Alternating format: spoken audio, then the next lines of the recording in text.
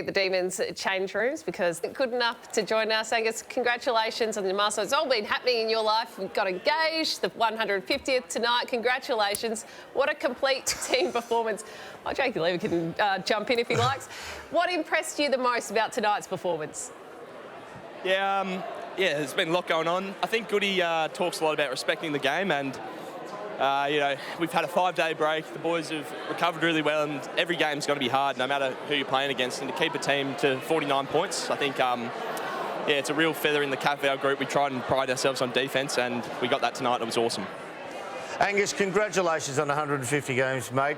Let's hope you're halfway through and maybe a bit more than another half to go. What can this team do? I know you're going to say we just like to win it 1 week at a time. We're debating here on what the sights should be long term. You probably will refuse to answer this as under instructions, but what should this team do? Well, Derm, it's a good question. I think the answer that I'm going to give you is probably not the one you're looking for, but we've had 2 games where we've sort of let ourselves down a little bit in terms of our defence, like against Brisbane and against Essendon.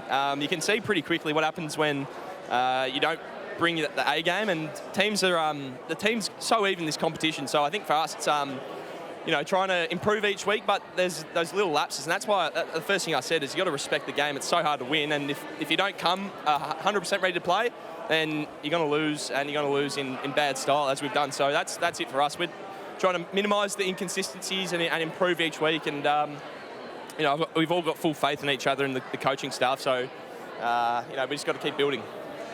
Angus, we've been talking about Grundy and I guess his performance tonight, and you would have seen him over the pre-season and you would have seen him building to tonight. But was tonight probably the game that you were hoping to see from him, and hopefully now going forward you'll see from him more often? Yeah, I mean, I think the big fellas have got even more room for improvement still, which is awesome. I think he's so dangerous, Gruns, when he's getting forward and kicking goals for us. It makes the look of the team so much better, and he's having a huge impact tonight down forward as well. So the stuff, the follow-up around the ground, the ruck work, that's his strength, his big strength. But I'm loving seeing him pushing forward and having a big impact up forward, because Gorney naturally draws a crowd. He's the biggest bloke on the ground and has these big aerial contests up forward. So when Grundy's down there, for him to be impacting, I think is really crucial. And I still think they got so much room to improve as well in their tandem. So it's awesome to see him play really well tonight. So Angus, I know you spend a lot more time down back these days, but there would be times you've got to be one of the roving players to these 2 ruckmen. You've spent a lot of time at the feet of Max as well. What's the difference when you're actually at ground level roving to these 2 players? I think the difference primarily that I've noticed with Gruns is you almost got to be careful a bit when the ball hits the ground, because his follow-up's incredible, and if you're not careful, you can get caught up in. He's a big man, big body, and hunts the ball hard. He's like another midfielder, so you got to have your wits about you a little bit more when he's in the area. But yeah, I mean, I'm a Gorn man from ages ago, so he's just as dangerous. But it's good to have. I feels like we got the 2 best ruckmen in the competition, and our midfield brigades. When one rests, we've got just as good a player coming up and into it. So we're very, very fortunate. You are very, very fortunate, and we're just talking about that. The competition for spots now at Melbourne seems pretty intense, and there doesn't appear to be any complacency in this side. Is that what driving standards? As you know, there are a ton of guys banging down the door wanting to be in the best 22.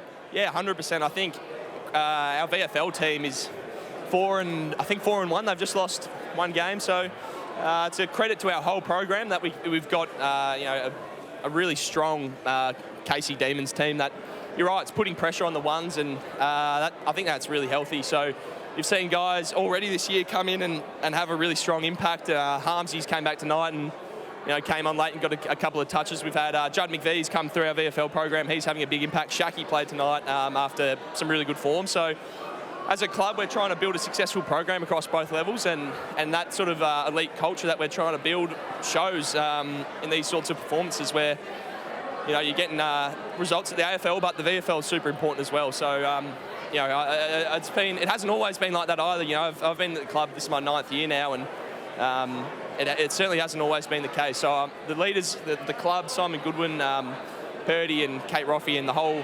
it starts at the top and works its way the whole way through. And I'm very, very happy to be at a club where, we're trying to drive elite standards in both competitions. I think it's going to really help us later in the year. Can I ask you about, you've got some absolute stars, of which you're one of them, some really champion footballers of this competition. There's one boy who gets no real kudos. He gets no recognition from the media per se. Tom Sparrow, to me, is a commitment, all-in, blood, and he'll just keep ripping in for you.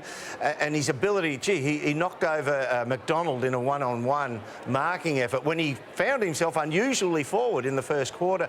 Tell us a bit about the background of him and what makes him such an excellent player for you.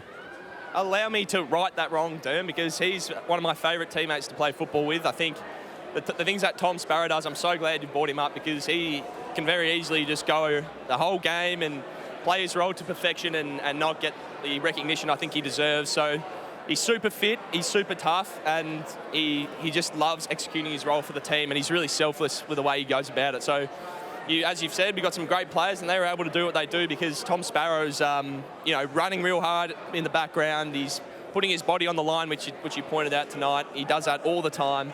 And he's one of our most popular teammates because it's always the same with him, and you pointed him out tonight, but watch the last 50 games of his career. The selfless team first stuff's there every single time. So he's one of our favourites. He's an awesome teammate, and he just does it week in, week out. That's what we love about him. Angus, appreciate your time tonight. Congrats on the win, the milestone, the engagement, all of the above, and good luck next week on the Gold Coast. Thanks very much, guys. Take care. Well done.